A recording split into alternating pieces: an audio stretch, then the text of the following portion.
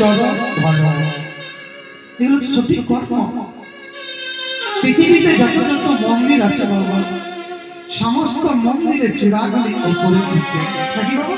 মা নয়, মন্দিরের চূড়া উপর দিকে, কিন্তু এই যে বাবা বৈষ্ণব ব্যক্তিরা এই চূড়া দিকে আমার নিচে দিকে, এই বৈষ্ণব ব্যক্তিরা জগৎকে শিক্ষা দিতে, যদি হতে চাও কিছু আগে ভাব কিছু, তাহলে কি হবে? উন্নত উচ্চ শিরোপরে যদি চাও উঠি পড়ে অগ্রে করো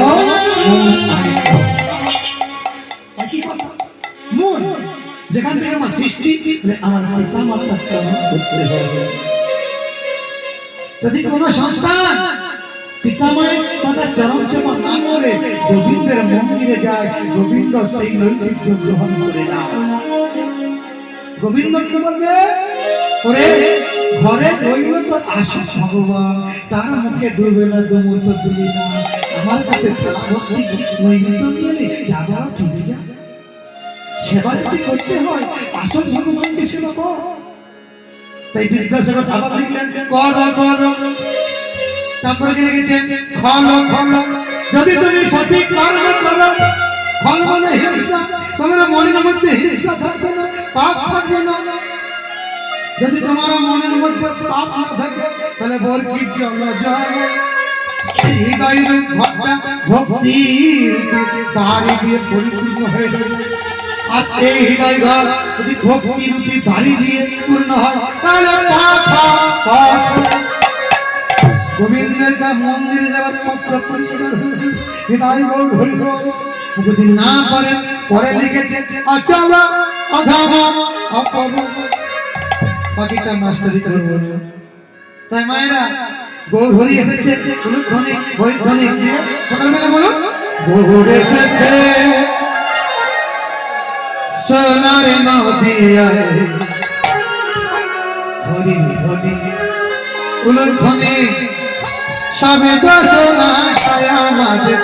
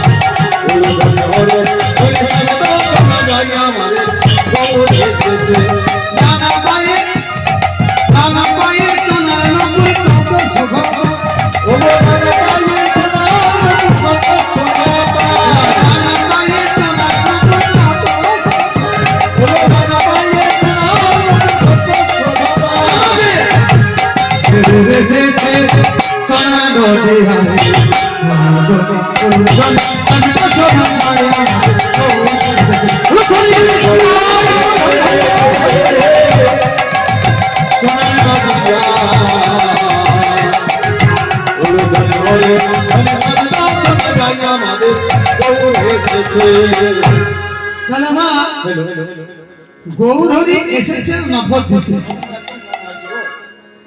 নবদ্বীপ সৃষ্টি হলো কেমন ভাবে? প্রেম সে বলে আর ভগবান শ্রীকৃষ্ণ কলিকালে নবদ্বীপে জন্মগ্রহণ করলেন।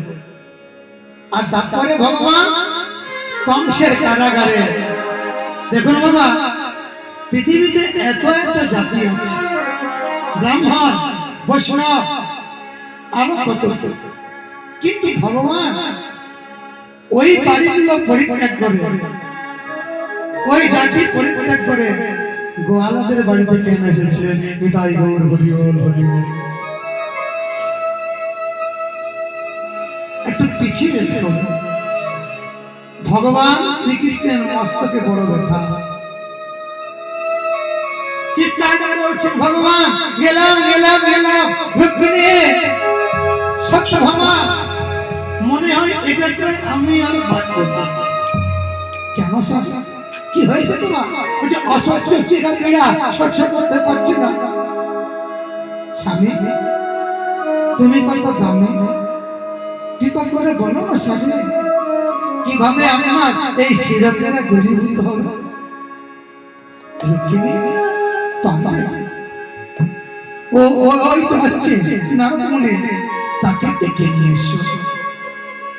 যেই না নারদ মুনি এসেছে, দেখছেন প্রভুর মস্তকে হাত। প্রভু, ও প্রভু কি হয়েছে আপনার? আর বলো না নারদ, মস্তকে বড় ব্যথা। প্রভু কি করতে হবে কৃপা করে বলো।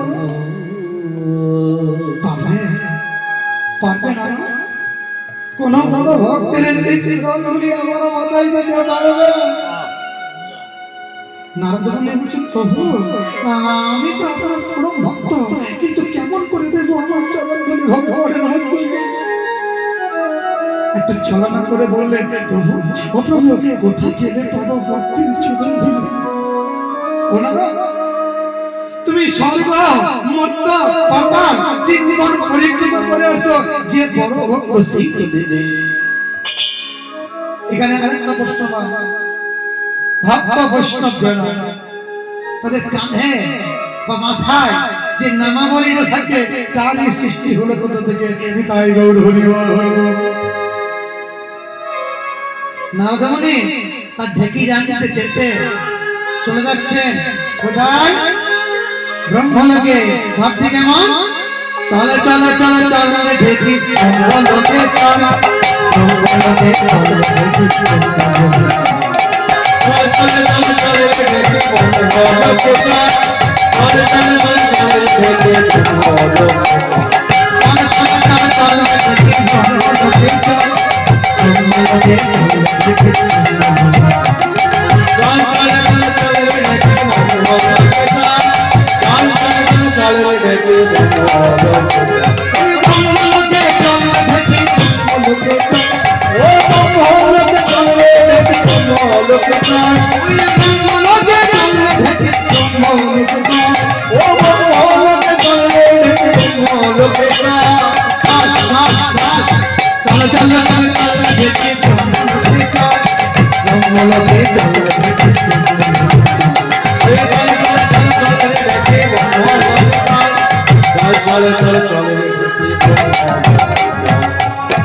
সৃষ্টিকর্তা ব্রহ্মা কি